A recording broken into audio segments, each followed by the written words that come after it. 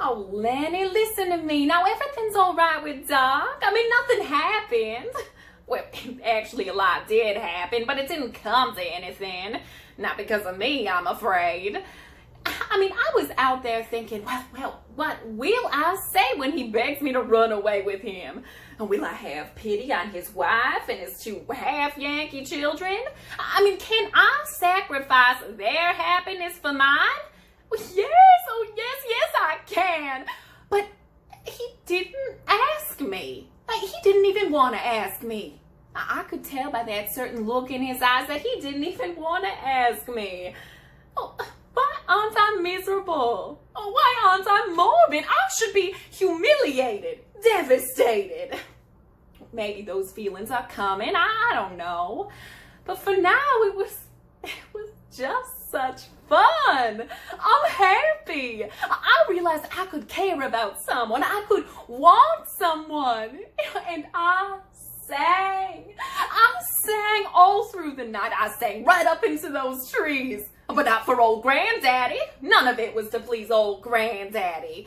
Oh, I know. I told him all those stupid lies. Well, I'm going to go right over there this morning and tell him the truth. I mean, every horrible thing. I don't care if he wants to hear it or not. He's just going to have to take me like I am. When if he can't take it, if it sends him into a coma, well, that's just too damn bad. What happened? Well, I don't know, really. I couldn't sing anymore, so I lost my job. Oh, and I had a bad toothache. I had this incredibly painful toothache. For days I had it, but I wouldn't do anything about it. I just stayed in my apartment. All I could do was sit around in chairs, chewing on my fingers. Then one afternoon, I ran screaming out of my apartment with all my money and jewelry and valuables, and I tried to stuff it in one of those March of Dimes collection boxes. And that was when they nabbed me. Sad story. Meg goes mad.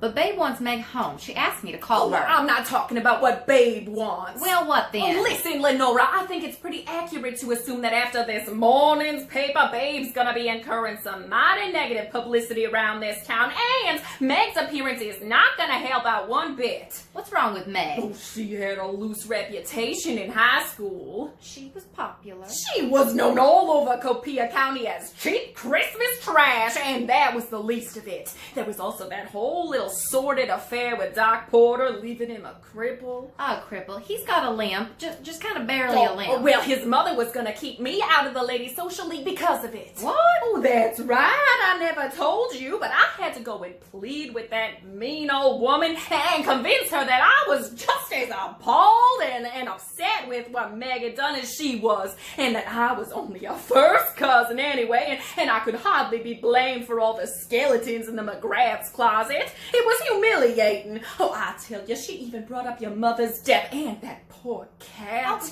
Oh, please, Chick. I'm sorry, but you're in the Ladies' League now. Yes, that's true. I am, but frankly, if Mrs. Porter hadn't developed that tumor in her bladder, I wouldn't be in the club today, much less a committee head.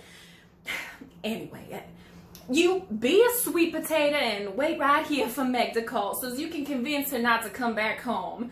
It would make things a whole lot easier on everybody, don't you think it really would? Oh, Lenny, well, I just don't know what to say.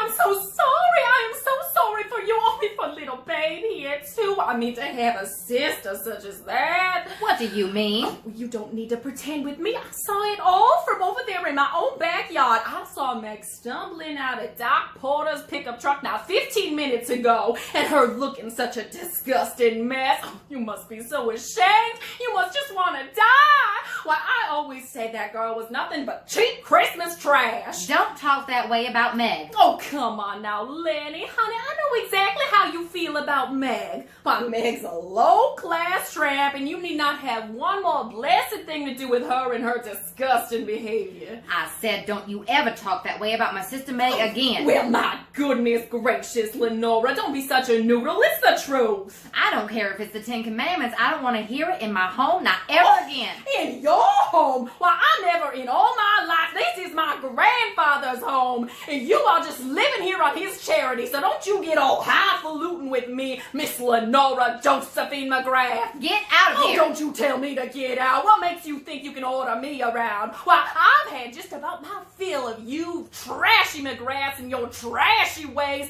hanging yourselves in cellars, carrying on with married men, and shooting up your own husband. Get out. Oh, and don't you think she's not gonna end up in some state prison farm or in some mental institution? Why, it's a clear-cut case of manslaughter with intent to kill. Out. Get out. Oh, and that's what everyone's saying, deliberate intent to kill. And you'll pay for that, don't you hear me?